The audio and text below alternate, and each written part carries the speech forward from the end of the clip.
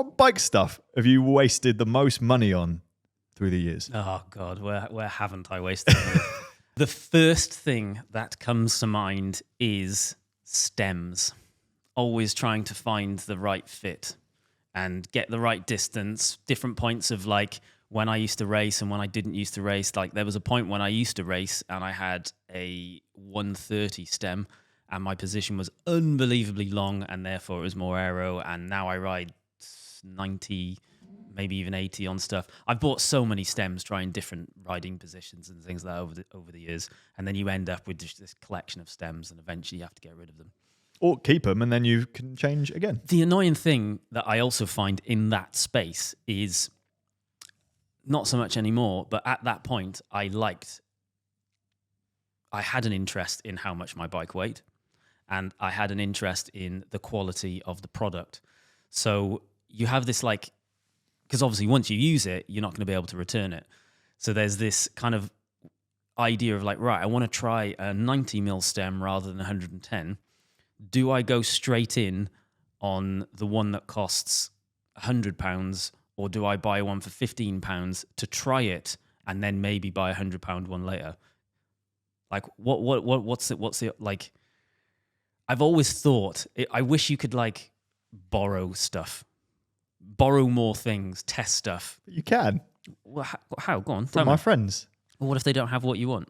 I'd be like, Jake, can I borrow a stem? And what if he doesn't have the one Everyone's you want? got stems. All my friends are cyclists. Everyone's got loads of stems. And I had loads of stems. Then you just swap stems. You know what this reminds me of? Pokemon cards. That guy on GCN when he randomly pulled a Dura-Race crank I'm out sorry, of his some people garage. are in that situation. I would lend you a stem. Despite you making fun of me, I would lend you a stem. Yeah, I mean, well, the logical thing, if you don't have friends with loads of stems, is to just buy a £10 stem from the internet on like Planet X or whatever. Make sure it's the right length, try it, and then you haven't spent loads of money. And then buy the carbon one when you want it. But then you've Actually, also you don't even need a carbon stem, do you? Like aluminium stems, outrageously light. I've never bought carbon stems. No.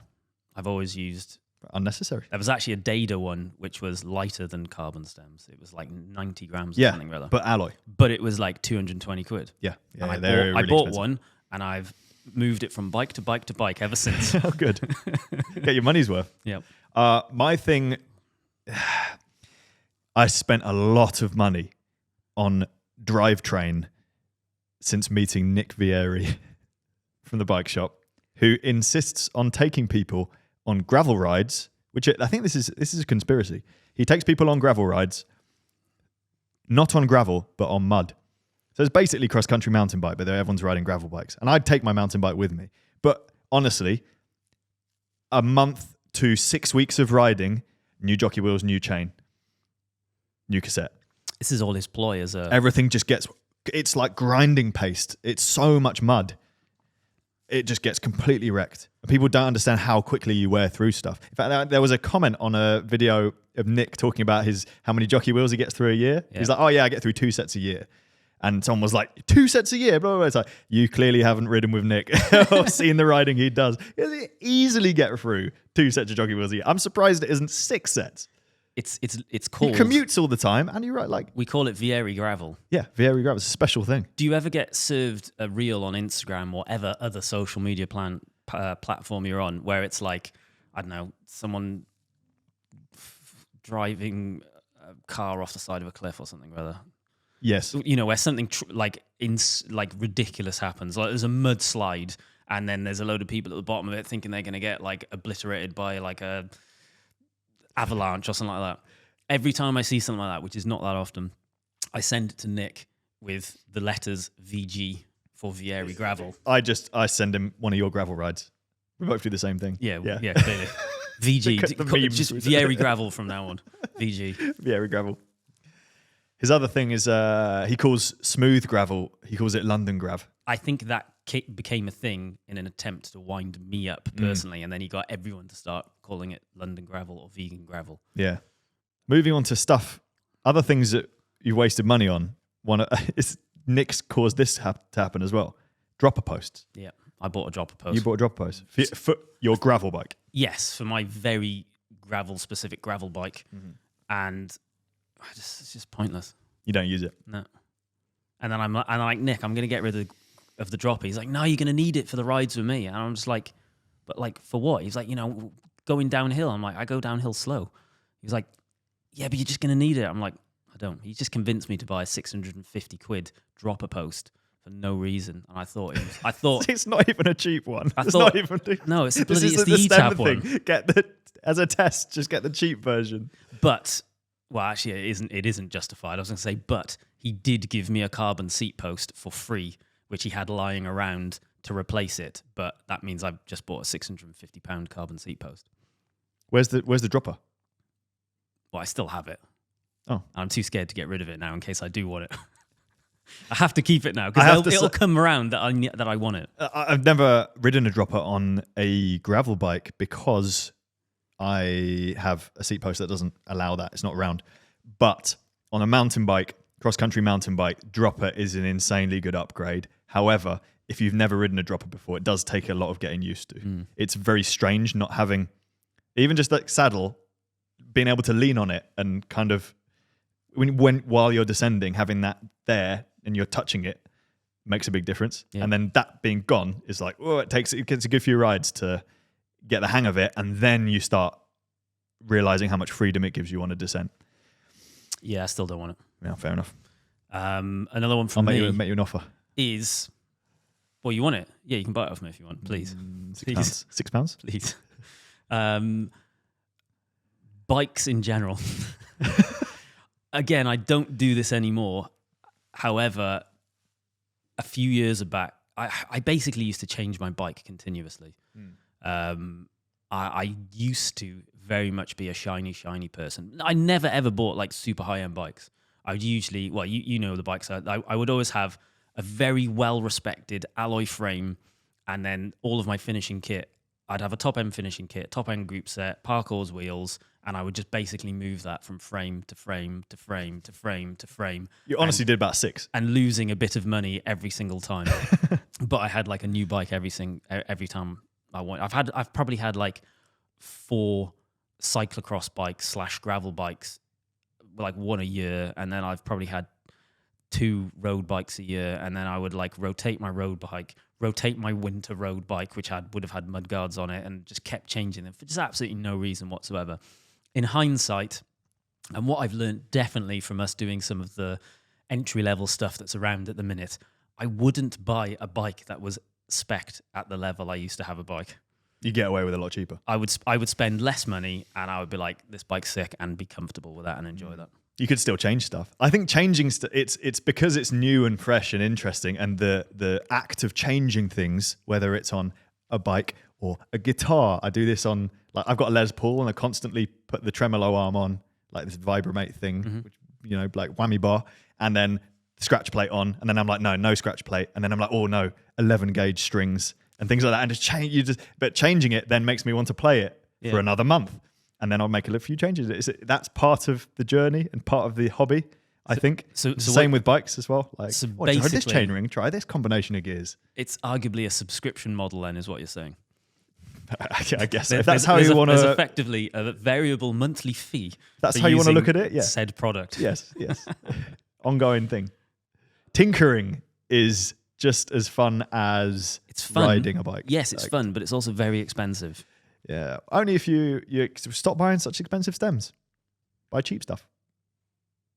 Well, I don't buy anything anymore. I'm content with my collection. Good. Apart from my dropper post. Right, what else have you got for the list? I've got... This one is a problem. What? Mini pumps and little saddlebags. And then the more bikes you get, even though it's a very quick job switching a saddlebag to another bike. You just don't want to do it. No, you don't want to do it. And then when you've got the saddlebag, guess what? You need to always have it filled as well. So you need a little multi-tool and a little like tubeless plug thing in each of them, all matching, because you want the good one. The latest one you've discovered. And then you need so multiples of each. The mini pump thing has get a little mini frame pump that attaches underneath your bottle cage, and that's great. And then you need one for all your bikes. But then what if you lose the little clamp thing? You can't just buy that on its own because it's almost the price of a pump. So you might as well buy a whole new pump and have a spare pump. Before you know it, you have 20 pumps in your house. On the subject of one per bike, I think we are an anomaly for that.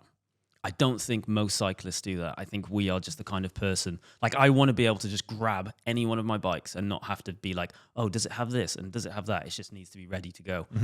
But I think we're an anomaly. But I think we should ask our listeners / viewers, do they do that as well? Do you have one set of spares that you switch between bikes, or do you have a set of spares for every single bike that you have just ready to go?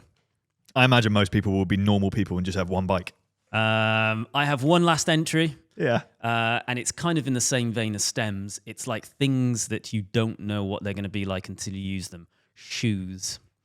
I have wasted money on a lot of shoes. Most notably, I very foolishly bought a €400 pair of full carbon dancing shoes, pretty much, that I'm not even sure why. I like the look of them. They look like super bougie. They're like black carbon and like shiny gold, and they're just so over the top. And I was just like, oh, there's just something a little bit bang about them. And I like the idea of black bike, black everything, but then these black shoes with little pings of like shiny gold on them. And I have ridden them once on the road with you and once on the turbo, and they are so hideously uncomfortable. They have been put to the side. You don't think they're going to get better? Well, they're proper they're carbon shoes. Not moldable, nothing. There's no. Well, can you put them in the oven? You can mold them, which I haven't done yet. Yeah. I'm going to do it with Hazel Childs, who is the greatest podiatrist in the world, who's going to hopefully make them fit my feet better. Yeah. But they're just like, they're so carbon and aggressive that like they're just. Do they dig in places? Is everywhere. that what? See, that's what Everywhere, I had a pair of Francis. Lakes, and they were very harsh to start with, even after molding them. But then it turns out the places that were digging in, you can literally mold them like 3 or 4 times. I think that is the limit. Yeah, probably can do it more. I put them in again, and then I just put my finger where it was digging in, and I molded that bit out, and they were perfect. On the inside of them, is there like padding? No, or it's just carbon. Bare carbon. Yeah, it's just carbon. Because do you remember Bradley Wiggins had a pair of like carbon shoes back in the like Team GB days, where they were just like, it was like a carbon thing. That's basically what these are. They're just like carbon. I guess it's another example of when you're racing, you're prepared to be in discomfort. Well, yeah, that is ultimately it. A lot of people are. People are like, James always says it, bike fitter, friend of ours. It always surprises him, still to this day surprises him, how prepared people are, or how tolerant people are to being in pain on a bike. Because people just dig in and deal with it. Focusing on performance. Thinking that's going to get performance. Yeah, I guess ignorance is bliss in a lot of situations. But your example is a perfect example of fit first, buy later. And that goes for shoes as well. Yeah, but you can't if it's an online brand, can you? You should, online only. You can't buy them in bike shops at all. No. Then yes, avoid them or return them. Yeah, it was complicated. They were like on the verge of launching, right? And it just got complicated. Yeah. If you're struggling with shoes, there are shops out there that will fit shoes for you. So maybe look into that, and it might save you money, but it's an expensive thing in the first place. So it is difficult. It is difficult.